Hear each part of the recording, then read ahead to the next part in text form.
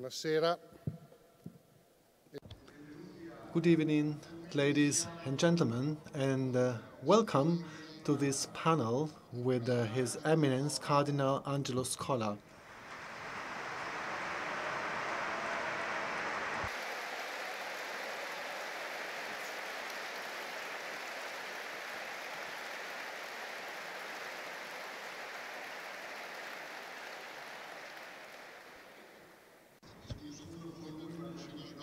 I apologize with him because I won't be able to refer to him using the polite person in Italian, the lay person, since I have known him since I was a little kid. I feel I'm so familiar with him, and to me he's like a friend and a father. This evening's panel originated quite randomly. We had a drink in Milan, and on that occasion, Cardinal Scola sort of mentioned, well, I should get to the meeting this year. Well, I am retired, the Cardinal said. So I reported this to Miss Emilia Guarnieri, and the day after, she called him and said, okay, you'll be here and have a panel. I don't really need to introduce Cardinal Scola, born in 1941 from Lecco. He was priest and Bishop of Grosseto, rector of the Pontificia Università Lateranense, and rector of the Institute John Paul II in Rome, Patriarch of Florence, and then Archbishop in the chair of Sant'Ambrogio and Sant Romeo. He left this position recently as he retired. There is an additional reason why we are happy to have this evening's panel, and that's the reason why we have another guest here on the stage. Cardinal Scola has recently published a book in which there is a long conversation with Mr. Luigi Geninazzi, a journalist of Avvenire who knows very well the east part of the world, especially before the fall of the wall. And in this book, they went through all the stages of Cardinal Scola's life. I would like to take a step backward, but beginning with the end of the book. In the very last pages, you refer to old age. When one gets old, there's something that is more and more evident. What is it? How would you look at the world from the height of your age?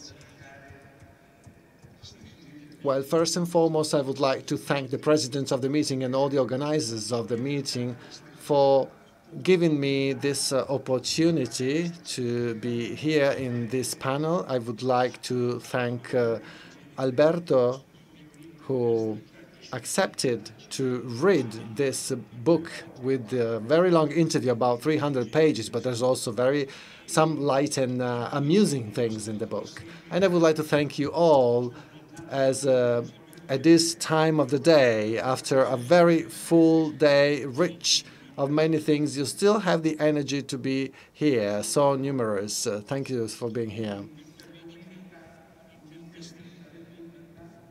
Last Sunday, I had an interview for newspaper La Repubblica, where the interviewer, Mr. Agnoli, asked me, what does it mean to you today to live in seclusion?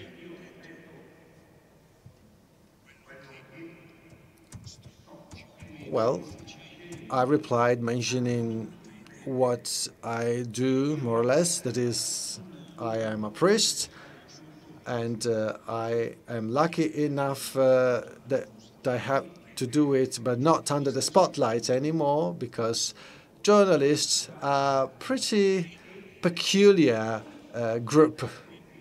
And then I also added that as far as I can, and considering my own energy, I respond to the requests that are submitted by the Diocese of Milan, where I worked at the end of my work as a bishop, and then from other contexts, there's people inviting me to have meetings on the Christian experience, on the Christian life, and then, but this is more limited, I sometimes hold conferences or give university lectures.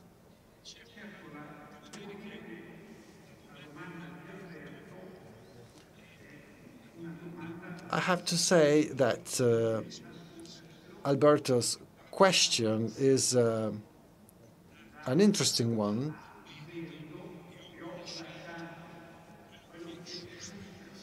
When I left what Schuster defined as a bad job, that is being the Bishop of Milan, well, the issue that you raise is really evident. Well, to keep a long story short, I've just mentioned what I do, more or less. And then I summarized this in this statement, praying the Virgin Mary.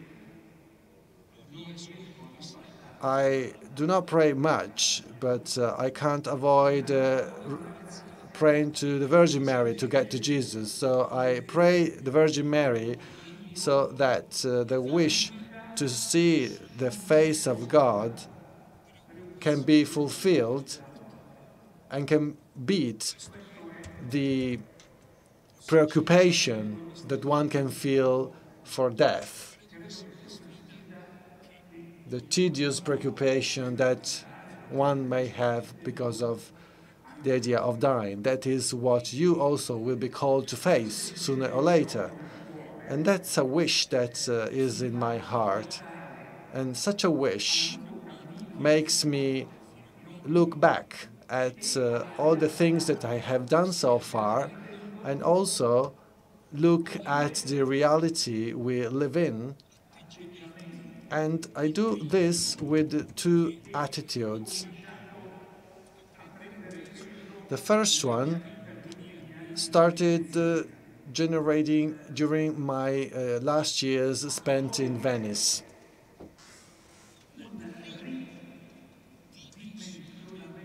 This implies accepting a redefinition of my person, a redimensioning of my person in a etymological term, that is taking it back to its real dimension.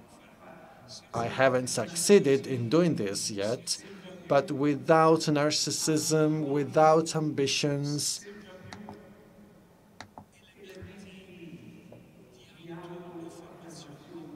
without any elements of self-assertiveness. That's at a personal level, in order to enter more and more the so-called humilitas that through Borromeo we can find in the Milan church. And this was taught to us by Father Giussani since we were young, in his adequate value. It was not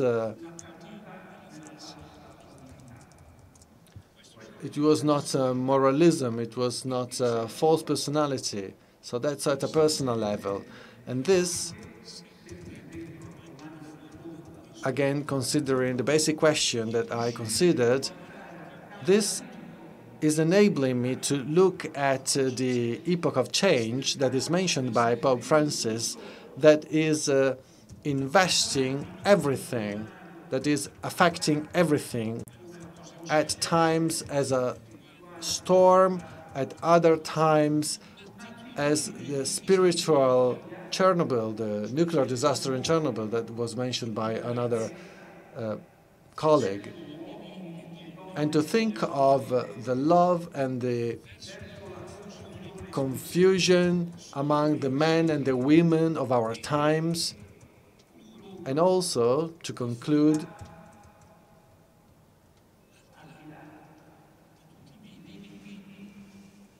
regardless of all my limitations, it makes me sing a hymn of joy and love towards the Church in all its manifestations, and particularly in the manifestation that Providence prepared for me, that is belonging to the charisma of Father Giussani. So I look at the phenomena and the events that occur. We may talk about them, but that's not the case now. And that is the kind of attitude that I'm about to develop. I'm still far from having developed it fully. As Balthasar, this attitude conceives death at the center of life. It is something that is found only in Christianity, because it considers death not as an annulment. Many of you may have experienced that when dear ones have passed away, but it is sort of leaving the hug of our Christian brothers and sisters and going into the hug of God. You have mentioned a long journey that took you to see these two elements of your own current personal experience. But what about the beginning? When you talk about yourself, you recall the Montini of 1934, talking about Christ that has become unknown.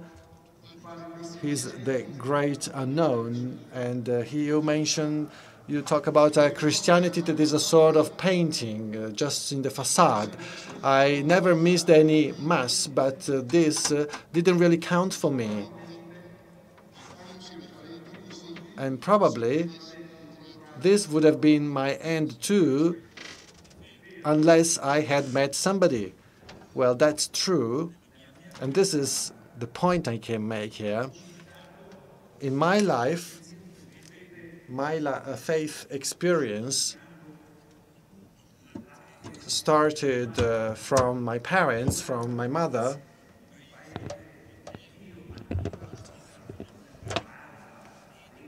In a place like the one I was living in, but in the whole of the north of Italy, but everywhere in Italy, no effort had to be made to believe, to have faith. That's the first part of my life. But then, when I went to high school,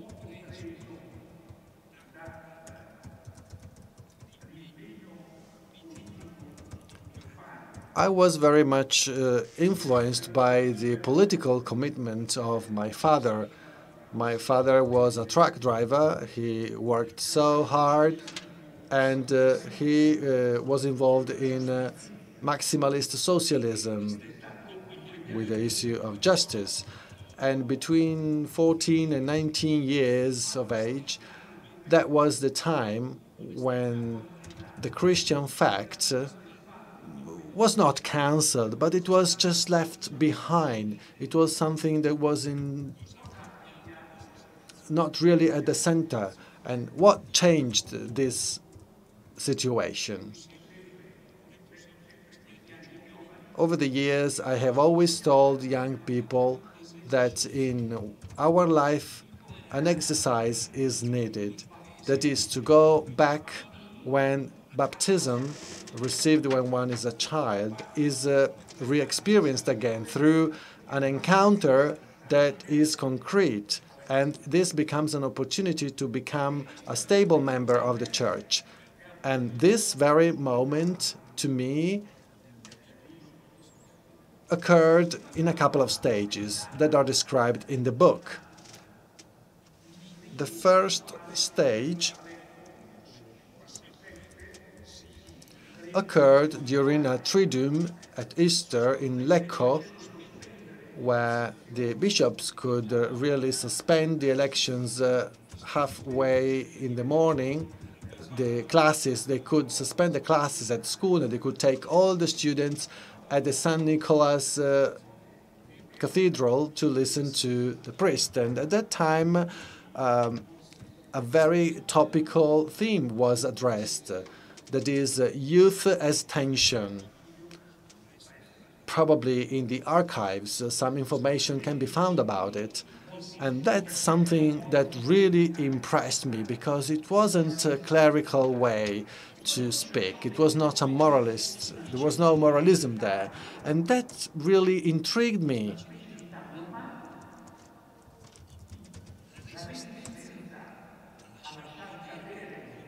But then, abandoning concrete interests was not that easy.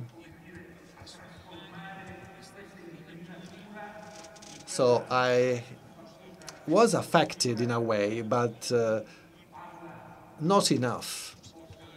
Oscar Wilde talks about rapture, through which Jesus may enter. That is, it is a broken heart. And in this sense, the encounter with Jesus in the Christian community occurred in a second stage.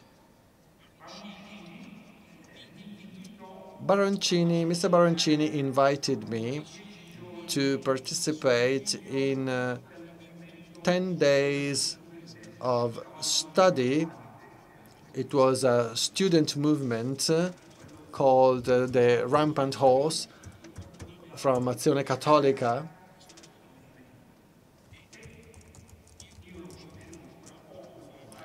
And I didn't really know Father Fabio very well, and I was really in need of working, so I would teach classes at the young students, and he came to invite me. I remember it was in the month of July. It was really hot, and he told me, you know, we can go to the mountains. We are on the Dolomites. It's not too hot there. And so that's what we did. And we were not always involved in these boring classes that we were supposed to follow. So we decided to go to the mountains. And the last day, but one could be a Thursday or a Saturday, the manager of this camp, that is Nicola, that would then become cardinal, bishop, he told us that we didn't really attend very well, but tomorrow there is a special occasion. Tomorrow there will be 4-5 young people who finish their holidays with Father Giussani at Penina in Canazei. And so if you could be present, please.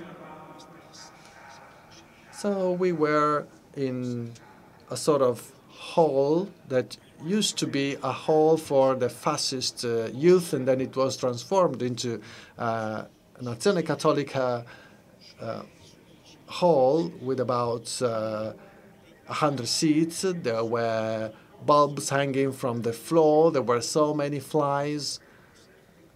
Those with my age would remember that. And around the cable of the bulb, there were those yellow plastic stripes that were really traps for flies, and they were so full of dead flies there. It was not really nice to see. So these young people came and started to say, if Jesus Christ wouldn't be relevant to that bulb, I wouldn't be Christian. I was really astounded. And immediately I perceived the effect of what Father Giussani had mentioned.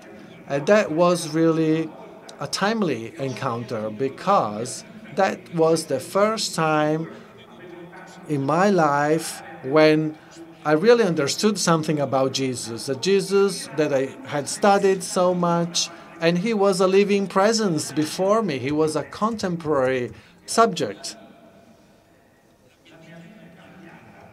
And then my life changed, and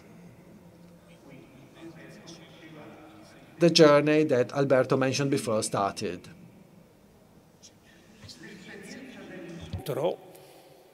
So the experience of meeting, which the Pope defines as a culture, he talks about the culture of encounter. But that was, for me, decisive and timely. And I will conclude by saying that I was impressed when reading one short text by Balthasar on the priest. Balthasar talked about his vocation as follows, as an exercise, and I would recommend it to you, the exercise to make the baptism topical.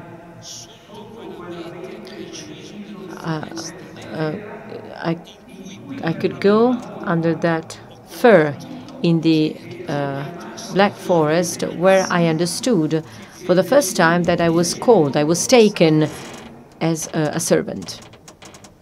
This is what he said. So the encounter is a timely event which, from the heart of Jesus through the power of the Spirit, touches your heart and it transforms it. So you talked about the discovery through that particular encounter of Jesus as your contemporary. And then you made a hint to the change of the era, of the period. I was impressed by your identification of the typical point of this change in the epoch. You said that greatest problems for the European Church began between the end of the 18th century and the beginning of the 20th century, where the secularization process affected the theological reflection, admitting the reduction of Christ to a myth, something which along the centuries was a sort of a pillar for the moral conscience of the mankind, which today could walk on his own. So Christ as an ethical figure in a past, making him intimately useless. Can you tell us a little bit more about this? I understand that this is something on which we all make a sort of a check, in a way. But yes, with these words, I wanted to describe the substance of the labor, of the difficult times we are experiencing. I don't like to use the word crisis, because crisis, we're talking about crisis, means that you need to talk with reference to the past. So crisis is a word linked to the past. If you have a look at the papers, everybody is mentioning the production levels of machines of 2008. We are in the midst of a difficult period, which is projected towards the future. Think about the labor of a woman. She's suffering in real terms, and she perceives from the depth of her body the tension of the expectation. Yet the labor is relies on the hope in the future. It is supported by the novum, by the novelty, which is the birth of her child. So Christianity, starting from the modern age which came in the second part of humanism, where Christianity lost This perception, based on Christ, it was the experience that Christ made possible for those who meet them. So being mobilized by the desire for a novelty which has to appear in my life because of love. And the novelty delayed thanks to love. The birth is very different from the death. What is born is bound to die. Death is on the same line as life. The birth of a child is a novelty coming from upwards, so to say, from the top. This is why it is such a joy for the parents. This is why it becomes the reason of living for the parents. You would do anything for your child. Every parent would do everything for his or her own child.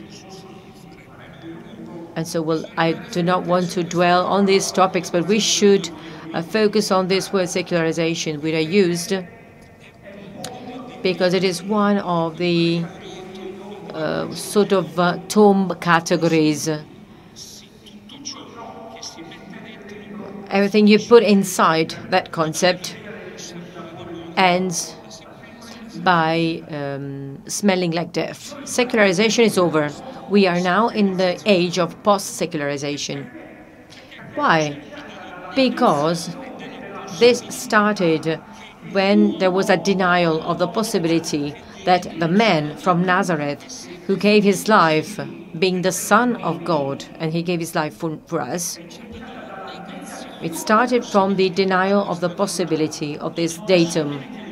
It is not possible for an individual man to be the explanation of the sense of life of the entire humanity. Then, well, you can trace back all the history of mankind in this, according to this principle. Jesus is a moral teacher, but now we can use our rationality, and so on and so forth. The various attempts to replace this universal concept, this unifying factor of the I, of the ego, and of the church. We've ended in a radical period in which we focus only on problems, and we do not focus on the sense of life. When you talk about secularization, you need to talk about the end of secularization. It's over. We have a new age ahead of us. Of course, there is debris, there are residues of the previous age, liberty, freedom, but now we need to look upwards. And we must beg for the novelty of our own hearts and our own ego, and the novelty which, thanks to the power of the Spirit and with the help of the Virgin Mary, this novelty can affect the life of others. After 2004, I was not able to return to the meeting, but I've spent a half a day here, and I can feel this. The thing I've said is tangible here. So the continuation and the permanence of this capacity to raise the desire for the novum, for the birth. Think about the beautiful book with the dialogue between Giussani and Testori, Don Giussani and Testori. This was the topic of that dialogue. So this huge possibility, which is brought about by the novelties, by the novum. But as you can see, I'm getting older, and this very, very timid applause caused my forgetting what I was about to say. I was not asking, I was not begging for an applause, of course. I just wanted to say that I had something else to say, but I forgot it. I was struck by two things. First of all, by this ability to generate the novum, the novelty. When I spend half a day here at the meeting like this, I will leave as a different person. And I had the chance to experience lots of things thanks to the help of God. It was a responsibility. And all these things in my life become something vain, confronted with the possibility for men to regenerate. And it is also impressive to see the faces of those of my generation, so you towards me, so seeing the old age. I wouldn't say the old age, would say the seniority, so to say, which is witnessed by our faces and which is also marked by the quest for this novelty.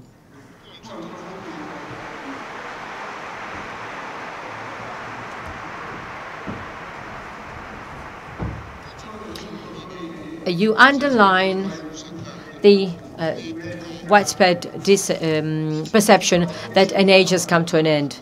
But you also say that we cannot imagine the men of the future. To many, this, especially in the young people, this is a source of fear, a sign of a profound existential uncertainty. What's your perception of this?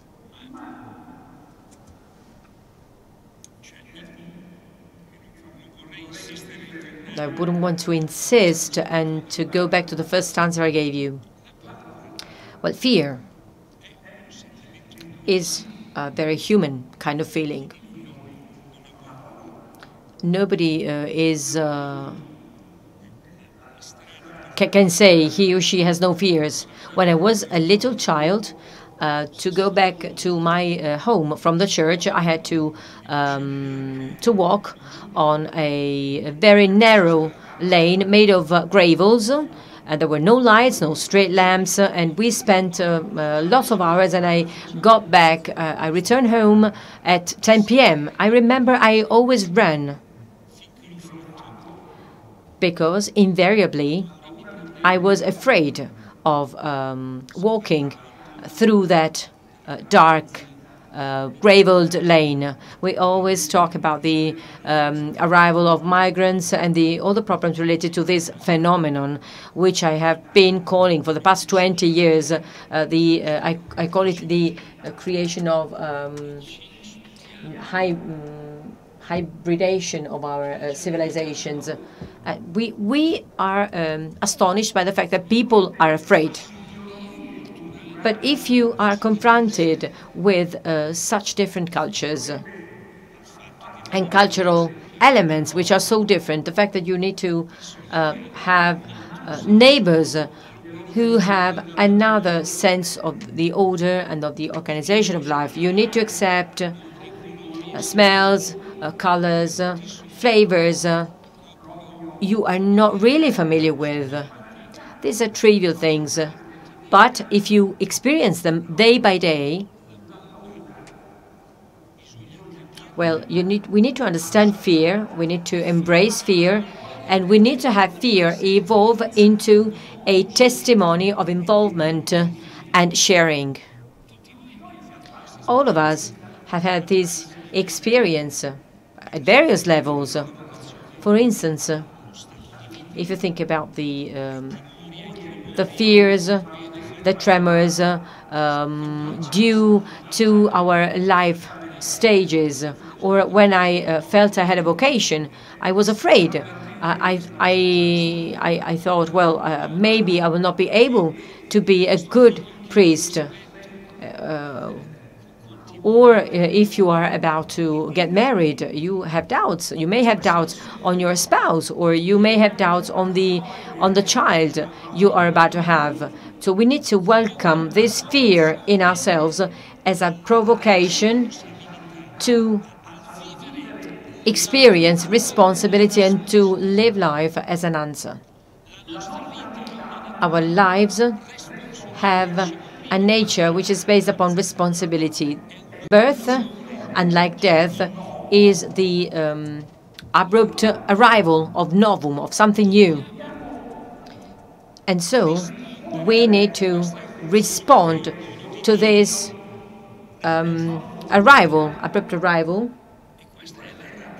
to this eruption of God. This is our responsibility. it is not the element which led some intellectuals to support the Protestant ethics. But we as Catholic also have our own ethics. It's a responsibility to conceive life in every day, the life in what it gives us every day, especially bearing in mind the limits and the frailties. We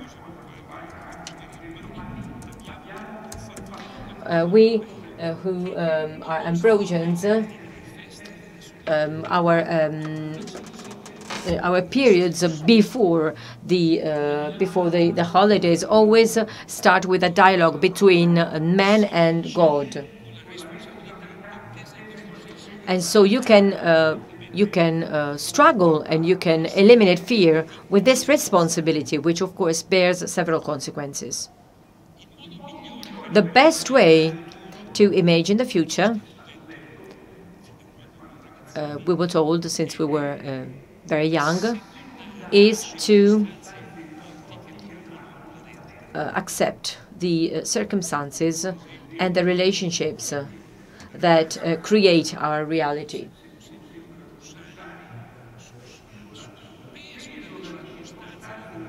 I heard Don Giussani talk about the circumstances as the hands of God in our lives.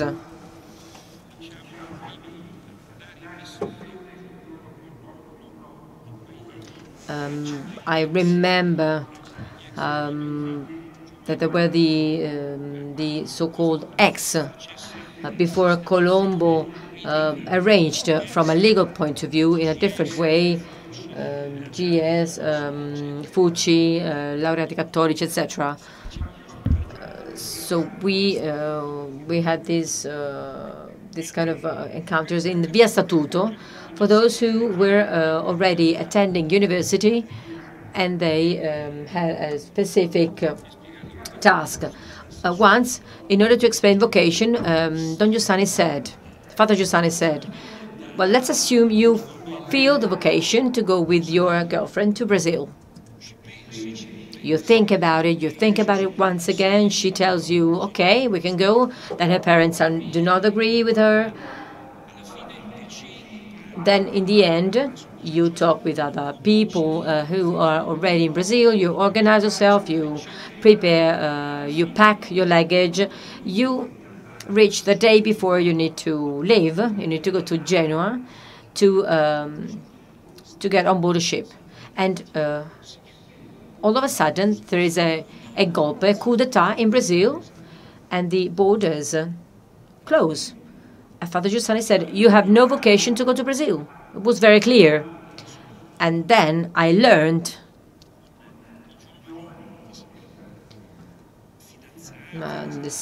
especially when I was talking with the young couples about to get married, when we talked about the vocation, somebody said, no, I have the vocation. Somebody said, I have the vocation for marriage.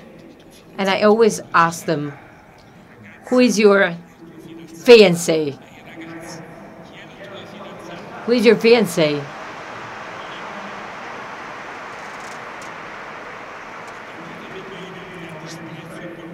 I'm not despising anybody. But of course, the course was organized for heterosexual couples. So if you don't have a fiancé, how can you say that you have a vocation for marriage? What are you talking about? That's your own idea. It is an imitation of what the other people do, and of couples are no longer doing today, because marriages are decreasing. This is an education responsibility. We all have it. And I'm referring especially to the grandfathers and grandmothers. They are not only babysitters, they should also convey the substance of their own experiences to their grandsons and granddaughters. There are many things which are learned best from the grandfather or the grandmother. For instance, the value of suffering, the sense of death, the value of work, just to give you some examples. Therefore, we should give in to reality. Jesus promised his church for the power of the Spirit, and he promised the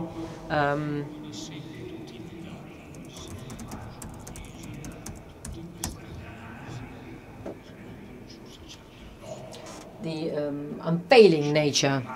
I don't share all this analysis on the celibacy, not to mention that horrible tragedy of pedophiles. And the Pope is helping the Church trying to find a way to renew the souls of many people. I think that that God always provides us with signs. When I was the Archbishop of Milan, and when I was a patriarch, I had a chance to know and to come to terms with many experiences of young people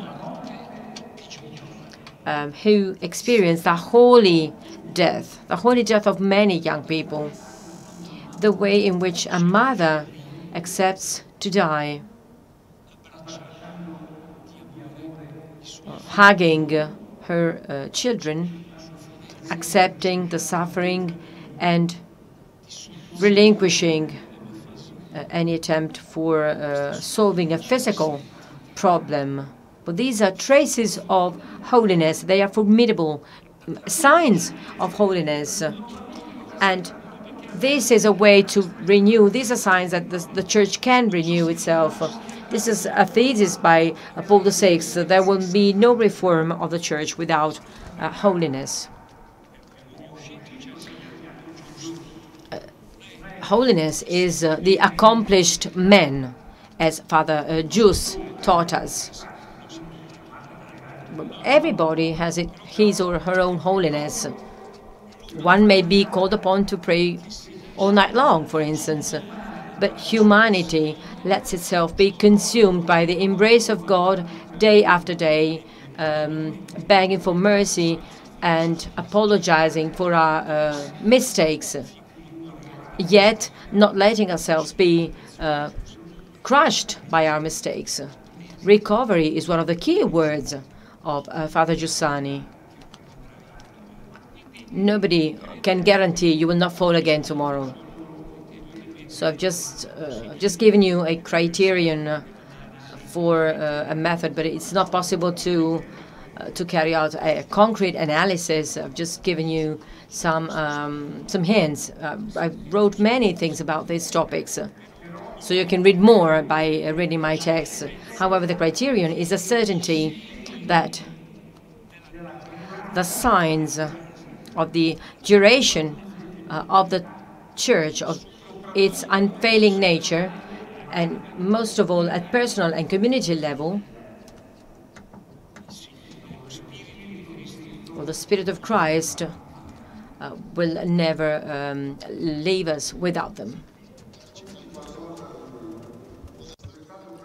Luigi, tell us something about what it meant for you to go through the life of an archbishop as you interviewed him. Well, I must say that when the cardinal asked me to collaborate for a book that may be considered his spiritual testament, well, I haven't really used that word, to be honest. I was too scared to use it. Well, we all authorized now.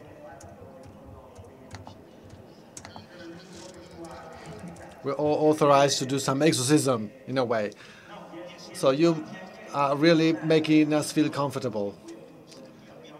Right. We were thinking about this book with a not so clear idea, and a question came to my mind, a question from Balthasar. But when one has written so many books, where should we start to get to the core of one's thought? I thought it would be too ambitious and useless just to make a collection, a summary of all the scholarly production of a cardinal who wrote tens of books. So the idea of biography came up. And it was tempting to me because of my old instinct as a journalist. Well, I am retired now, but I have this instinct as a journalist. The cardinal in the book says that for a journalist, the temptation for a scoop is stronger than sexual temptations, and it is true.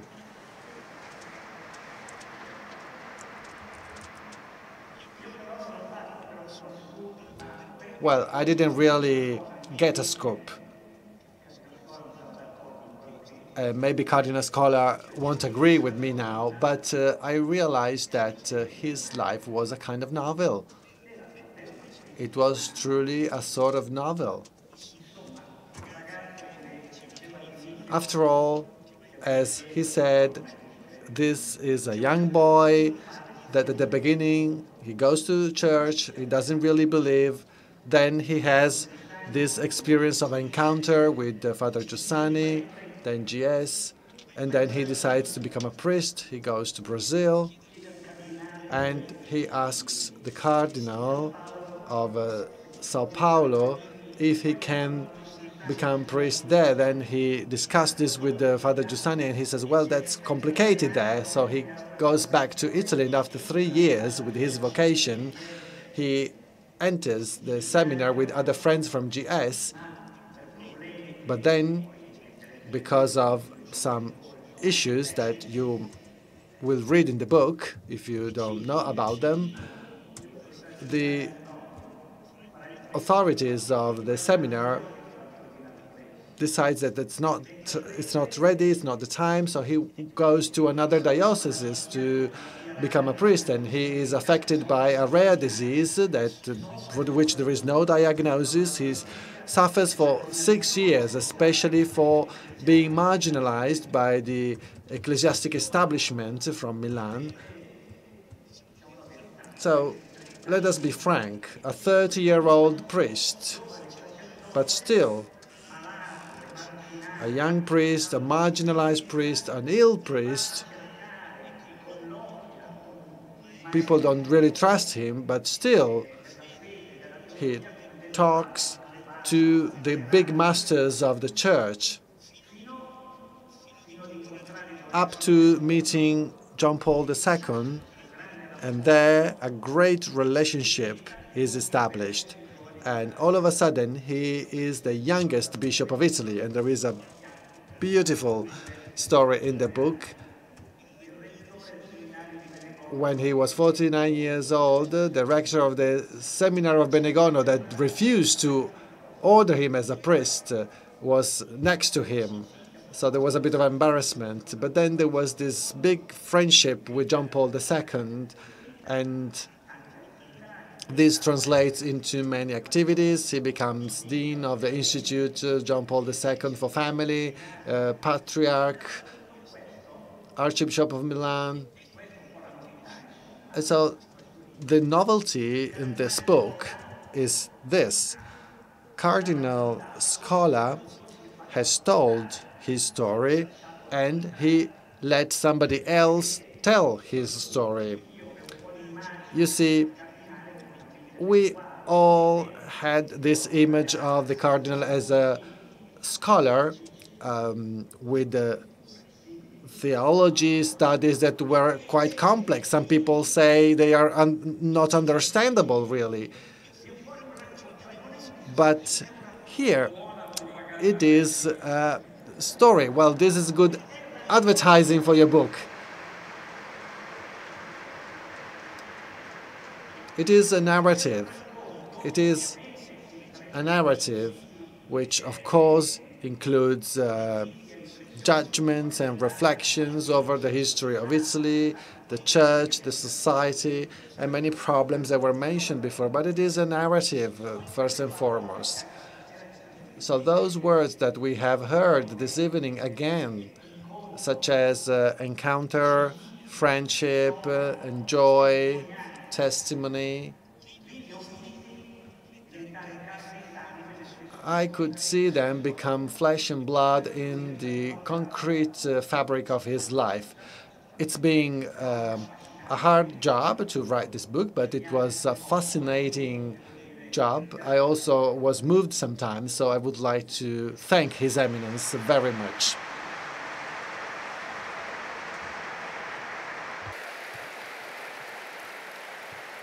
Ha ragione Luigi. Luigi is right. In several parts of this book, you will find an unknown Cardinal Scola talking about personal details of his life that he never revealed before. And he does this with great humbleness. And talking about unknown things, new things, this is the word you use to refer to the pontificate of Pope Francis, a new pontificate. Why?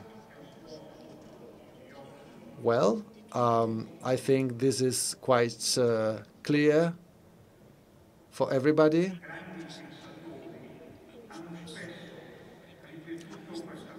Some great scholars have repeated this statement quite a few times. Style is man. So undoubtedly, the style of Pope Francis is very personal.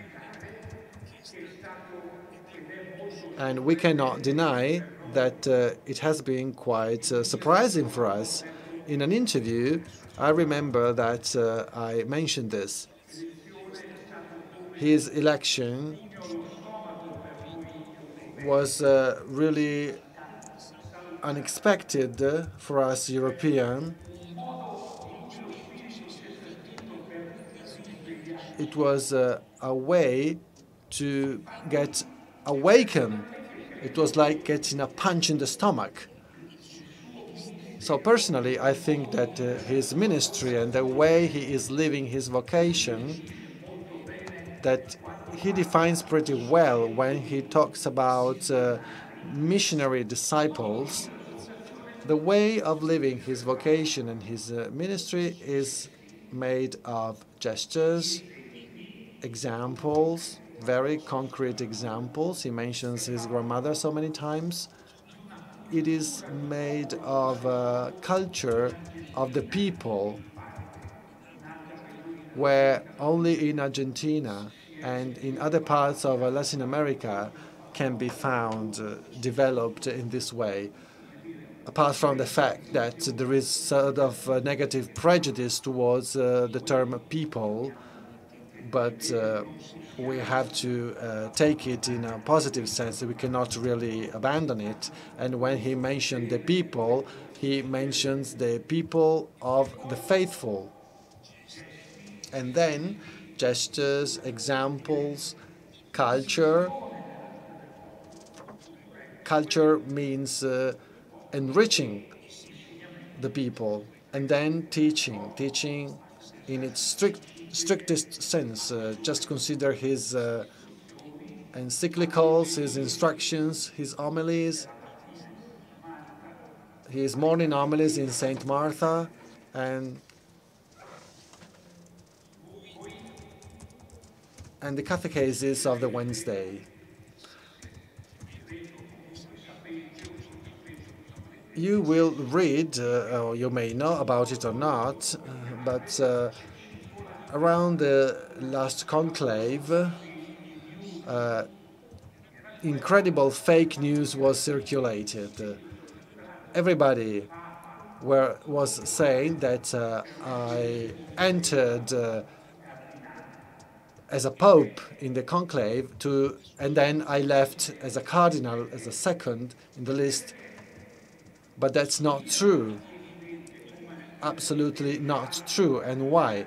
It was clear, as much as it was clear to other cardinals in the days before the conclave, that the tiredness, profound tiredness of Europe, which should not discourage us, and that the loss of the sense of the presence, the contemporary presence of Jesus in Christian communities and in the churches, that is so relevant to European realities would not have been able to express the figure of a pope anymore.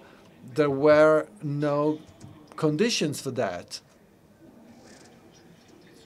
I can guarantee that one can have temptations, but to me, this thing of becoming a pope has really never affected me. When I left the Curia in Milan, that they were gathered, when one leaves, there is this tradition that you go and say goodbye. So I made a couple of steps towards the seats, and so I said, whether for good or for the bad, you can rest untroubled because I won't be the Pope. And why am I mentioning this? Because really, Francis is a novelty that we have the duty to learn. As John Paul II said, one has to learn Rome, to learn about Rome, and we have to learn about this Pope.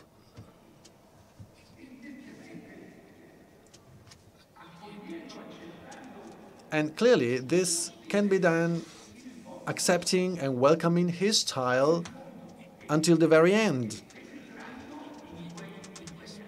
and trying to go deeper into those aspects that are an element of novelty in the papacy compared to previous papacies, where there is in fact a lot of continuity. So I mentioned the gestures, then a simplifying language, a sense of profound familiarity with the people of the faithful and the teachings. So the great reality of the Latin American continent now is kind of accompanying the churches of early evangelization, such as ours, and inviting them patiently to recover. And this has nothing to do with possible clashes between conservatives and other groups, but the conservatives people say they complain because he doesn't say what they used to say,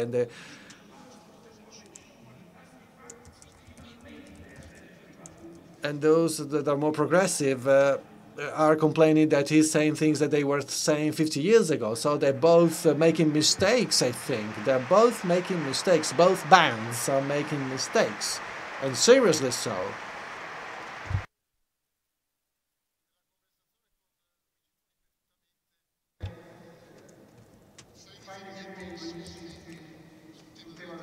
In the book, you mention so many times this idea of testimony. You think that it is the most appropriate modality to respond to challenges that this post-secular era is posing to Christians and to the faith.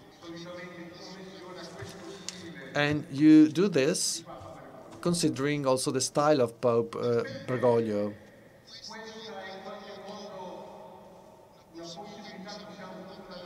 Why is this a possibility to which we are doomed if we don't want really to move away from one extreme or the other and the nucleus of the Christian experience? And then, how would you respond to those who here and there is insinuating that testimony is not enough, considering the urgency of the present time? Well, we have to consider what we mean by testimony. This word, as much as other big Christian words, have been subject to total degradation.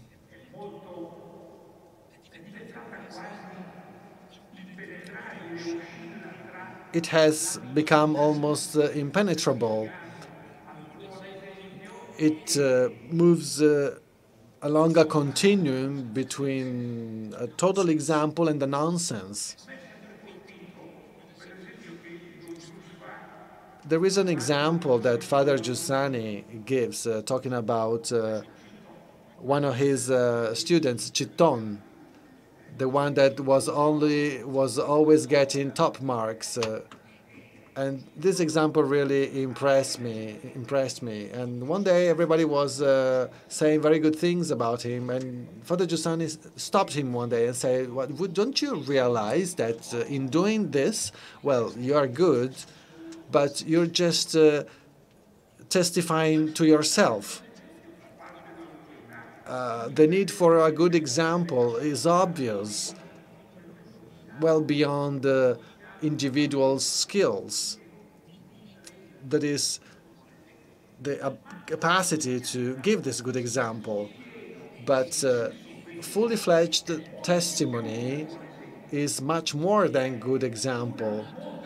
This is a way, a modality of knowing the reality in an adequate way. And therefore, it is relevant to a condition of communicating the truth.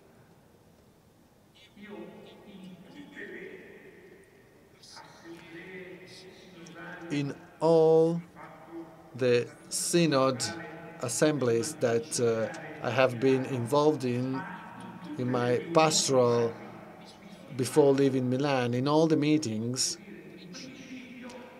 I basically have developed a kind of principle whereby I always told the others about the time when I started to understand what is testimony. I was in Carle. I would start on Friday to visit the places of the ill, and there were always some people to recite the rosary together, to meet the bishop.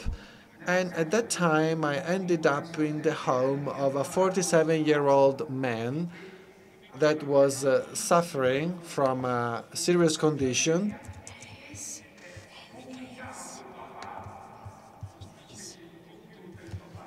He was communicating via a computer.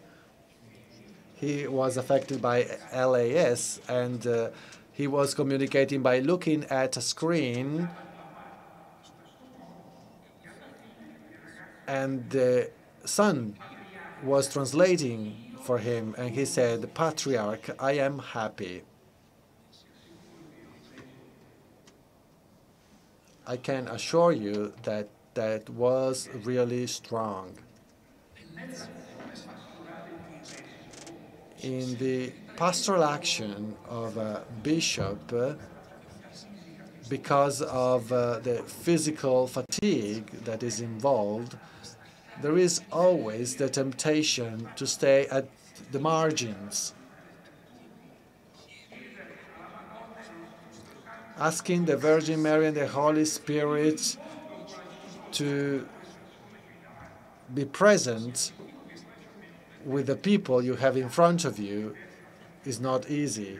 And this has been the biggest challenge for me, always. And such an answer, for me, was really something incredible. I really felt too bad, but that's not all. I was about to leave, and the local priest would introduce me to a gentleman, and he said, "You see, this gentleman, he lost his son, 59 years old, and he was born seriously disabled. He was not even able to stay on a wheelchair. He had to lay on a bed, and it was not clear whether he was aware, he could understand, he could speak. And yet, this man accompanied his son throughout all his life.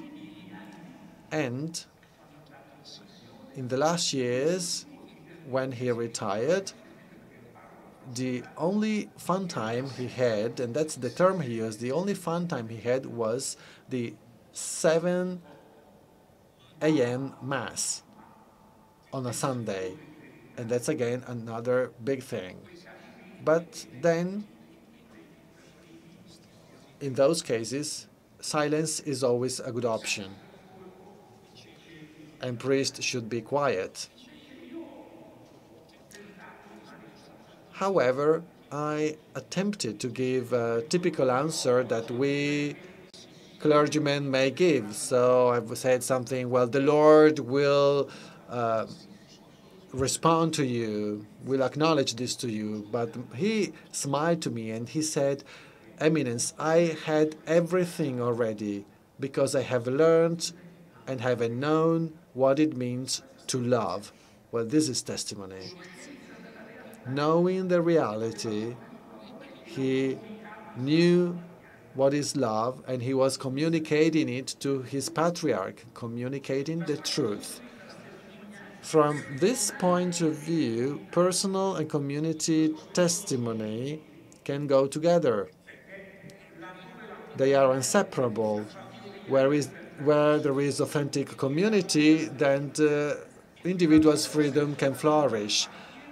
And if the person does not belong to the community according to all the specific canons that are present in belonging to the Christian community, starting with the experience of convenience to the authority of my person, then there cannot be testimony.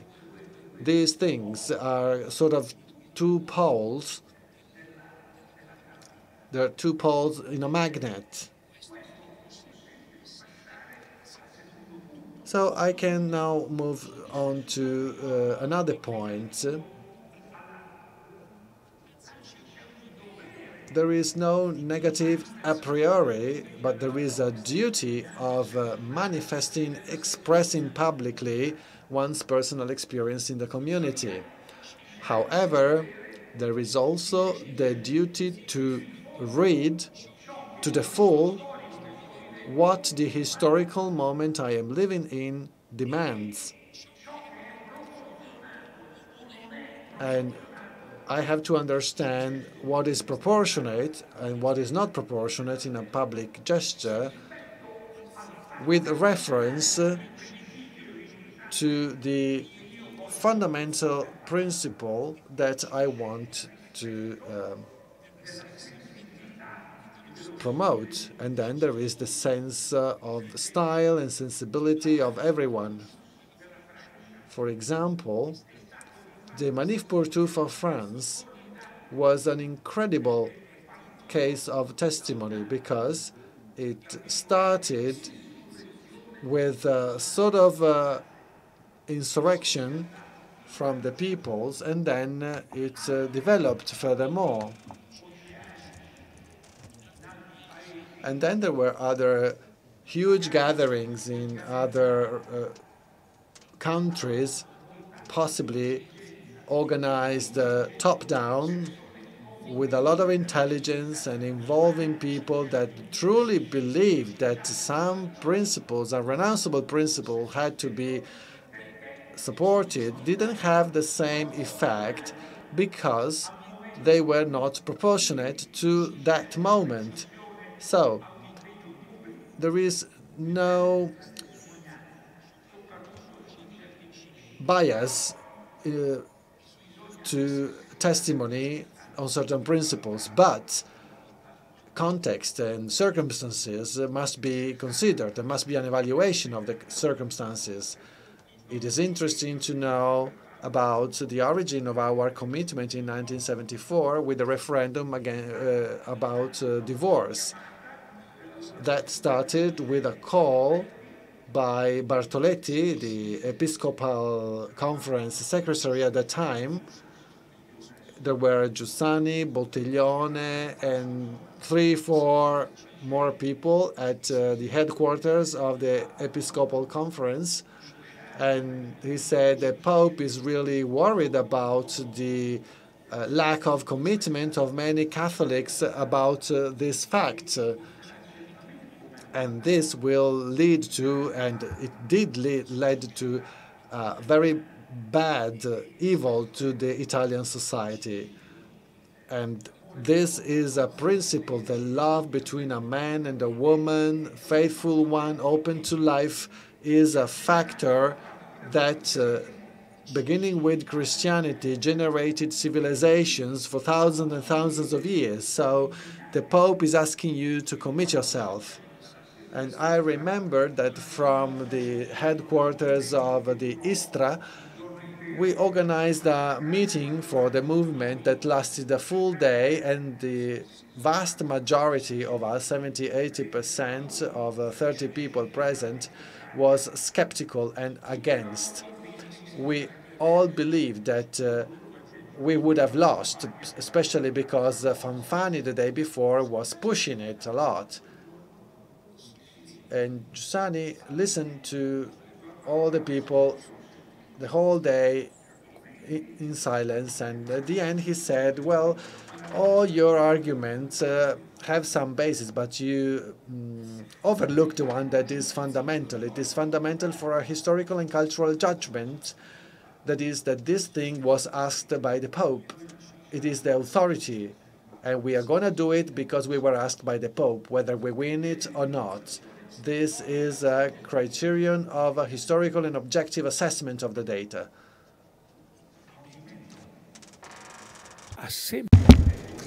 The movement has always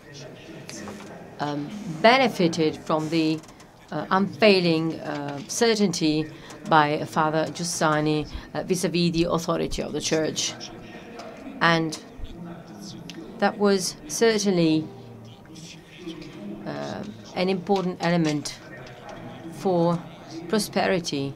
If this reality in over 90 countries is not something which exists by chance, it was the experience of the convenience of authority, because the community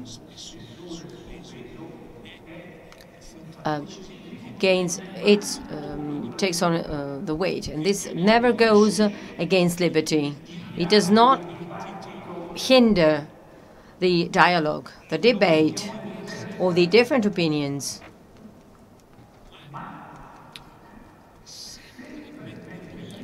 On the contrary, it always puts as a top priority the fact of getting all together within unity. Without unity, no ecclesial reality can have a future.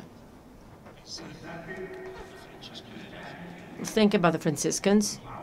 We have Father Paolo. He could tell you a lot. After all they have done to split, they are now struggling to recover their unity. This is fundamental. I don't know whether I've answered thoroughly. Do we still have some minutes? I would like to ask one thing to Mr. Geninazzi and then to you to conclude. One thing that impressed you during this conversation with Cardinal Scola. May I mention? No, just one. So I will say the strong relationship and the dedicated relationship he had with John Paul II. In his narration, His Eminence has a motto, Suffici grazia tua. This is the motto.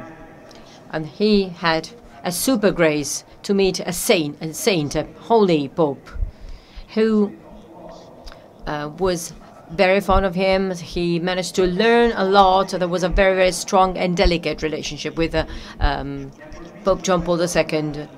I was impressed by this thing in many anecdotes. I will just quote one.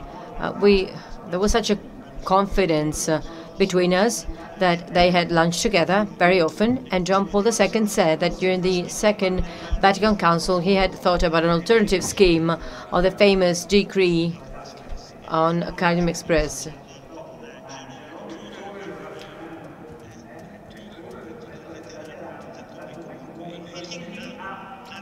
Gaudium et Spes.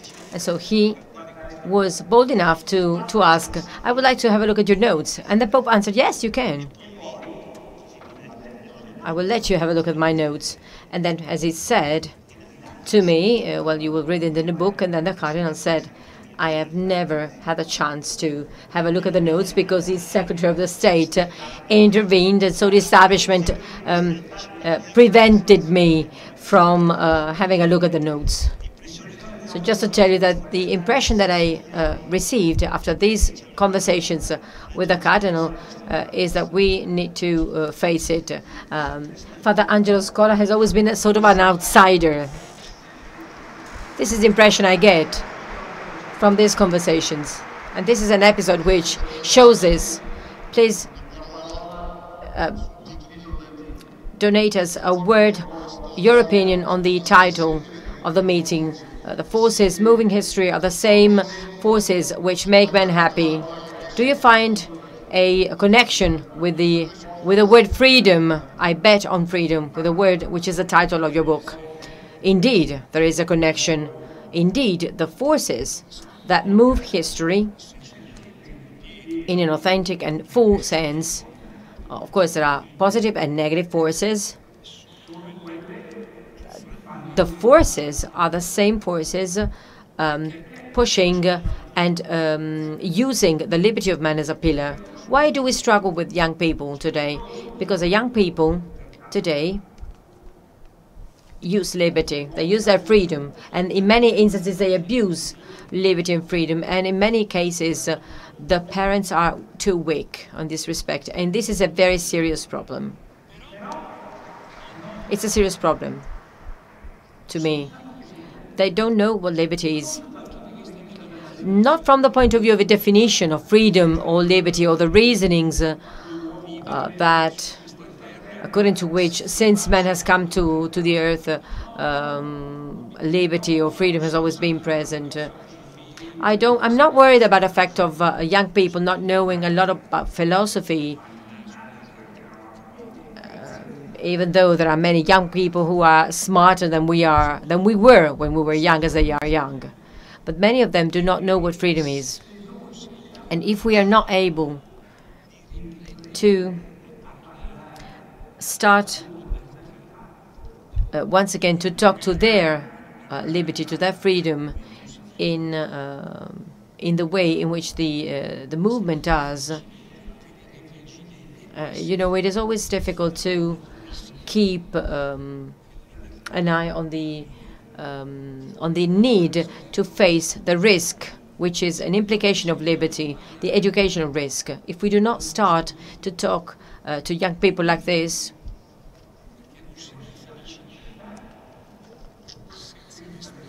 you cannot give happiness if you do not expand liberty and freedom every day. If you do not accomplish freedom, you will never reach happiness. If you follow me, if you're following my reasoning, well, if you follow me, you will be free. And you will be really free. That word really, really contains an opposition to all the detriment and to all the jeopardizing of liberty. So you will be really free. So Jesus himself says to the young rich who is talking about his desire for something more vis-a-vis an intact, a perfect moral life. Jesus changes the relationships. You need to change relationships. I need to change relationships. You need to change relationships. You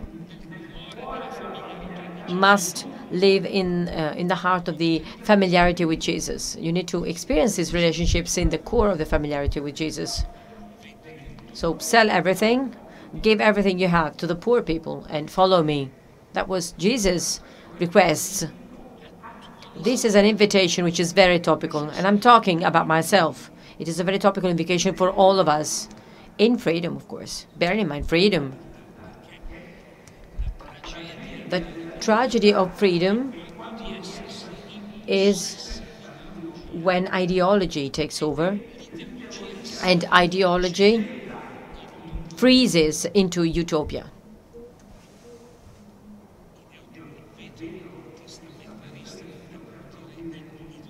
in idolatry,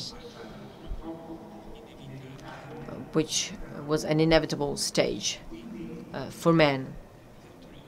So I think that continuing to study through the knowledge, through the willingness to know people, meeting every year, and focusing on one specific subject, such as the subject which is at the core of this year's meeting. Well, this is a factor for educating people to liberty. This is an extraordinary factor of education to liberty. So, including the word liberty, freedom in the cover of your book, I believe that you've entered what von Balthasar called the modern race, the modern competition for freedom. And Pope Ratzinger defines this as the most important element. When I read the draft of your book this summer, there was one thing which impressed me. I printed one specific part, and it gives you the full extent of the vertigo which a man must feel when you say I bet on freedom, which is the most ephemeral and frail that can exist. 10 lines written by Father Giussani. I will read them. You've talked about the weakness of parents towards the children. The biggest sacrifice for parents, the biggest sacrifice after that of seeing one of your children die, is to see your child who, if you raise with all your love, and then you see him or her taken away, or taking a decision, or formulating judgments which are against what you feel just. This is the most terrible thing that we feel vis-à-vis our kids at school. But for a father or a mother, it is 100,000 times clearer. However, in this there is a temptation. The power on souls, possessing them for their own good, taking freedom away from them to guarantee their happiness. However, Christ died to live freedom to us, in us. The more you desire the liberty, the freedom for our pupils, so that they can meet their fate, the more painfully and miraculously you have an in-depth respect for their movement.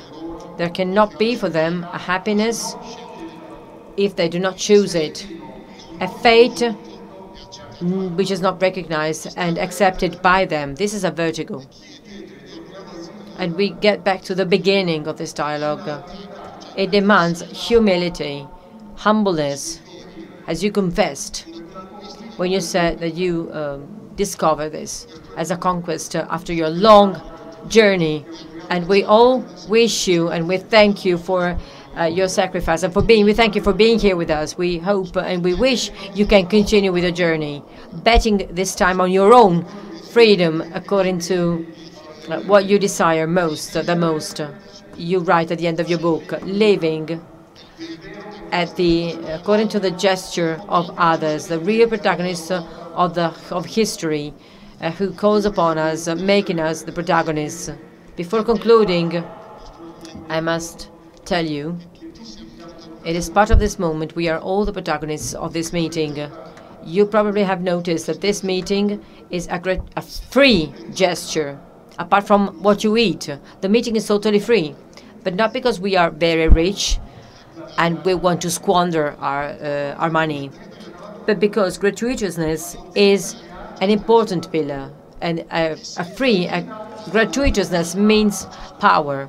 And this calls upon to the liberty of everybody. And we ask you to give in, if you find it convenient, to join the fundraising. You will find the kiosks, the booths, where you can read Dona Ora, donate now, and you can give your own contribution. Whatever the amount we ask you if you want to contribute so that this space for freedom can continue to exist. Thank you very much. Thank you very much. Thank you. Thank you, Alberto. It was a very, very nice conclusion. Thank you very much.